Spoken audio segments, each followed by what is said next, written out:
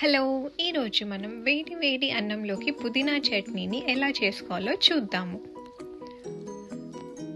ముందుగా మనం టొమాటో, పుదీనా, పచ్చిమిర్చి ఇంకా ఎల్లిగడ్డని తీసుకొని బాగా కడుక్కొని కట్ చేసుకొని పెట్టుకుందాము.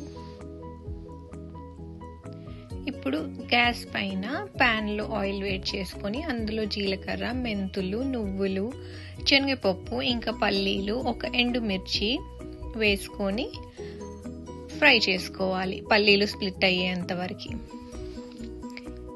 ఇప్పుడు వాటిని మిక్సీ గిన్నెలో వేసుకొని చేసుకోవాలి. చల్లగైన తర్వాత పౌడర్ చేసి పక్కన పెట్టుకుందాం. ఇప్పుడు అదే ప్యాన్లో కొంచెం ఆయిల్ వేసుకొని టొమాటో, పచ్చిమిర్చి, ఎల్లిగడ్డ, పసుపు ఇంకా ఉప్పు వేసుకొని కొంచెం అలా కలుపుకొని మూత పెట్టుకొని కొంతసేపు ఉడకనివ్వాలి.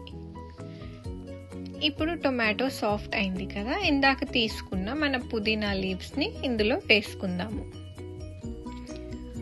మళ్ళీ ఒకసారి మూత పెట్టి కొంతసేపు ఉడకనిద్దాము. ఇప్పుడు పుదీనా ఆకుల రంగు మారింది కాబట్టి గ్యాస్ ఆఫ్ చేసి చల్లగా చేసుకోవాలి. ఈ చల్లగైన దాన్ని ఇందాక పౌడర్ పట్టుకున్న మిక్సీ గిన్నెలోనే వేసేసుకొని కచ్చా పక్కాగా గ్రైండ్ చేసుకుందాము.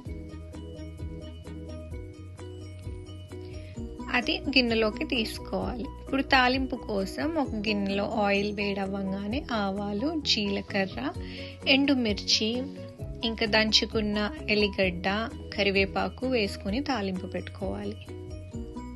ఈ తాలింపుని పచ్చడిలో వేసేసుకుందాం.